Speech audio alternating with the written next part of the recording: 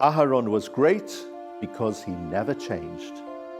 In Parshat Beha'alotecha, the Torah tells us about the great privilege that Aaron the high priest had to kindle the menorah.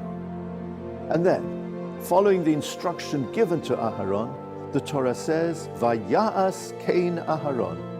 Aharon did it. Quite an astonishing statement. Of course he did it. Would he think of doing anything else? And then Rashi brings the words of the Midrash, Lahagid shivcho shel Aharon shelo shina. The Torah tells us this as praise for Aharon to let us know he never changed. What exactly is meant here by he never changed? And why is it so praiseworthy for Aharon the high priest to carry out the will of Hashem? Surely no other thought could have crossed his mind. The Sfat Emet gives a beautiful perush here, and he says as follows.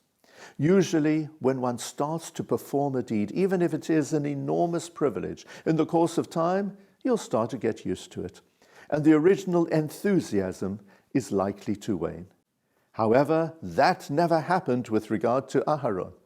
On the first day when he had that privilege of kindling the menorah, he was full of excitement and passion, and that never changed. Lo shina. Throughout the entire time that he was the high priest, every time he kindled that menorah, he had the same enthusiasm as that which he had on the very first day. The message of this Torah passage is, I believe, of particular relevance today, at a time when, sadly, in some quarters, there is some apathy. And if that was the case in pre-COVID times, how much more so is it the case now that hopefully the pandemic is behind us? We need to follow in the footsteps of Aharon to maintain that level of passion. What an enormous privilege we have to have the Torah to inspire and guide us always.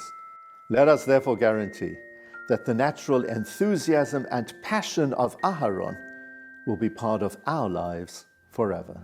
Shabbat Shalom.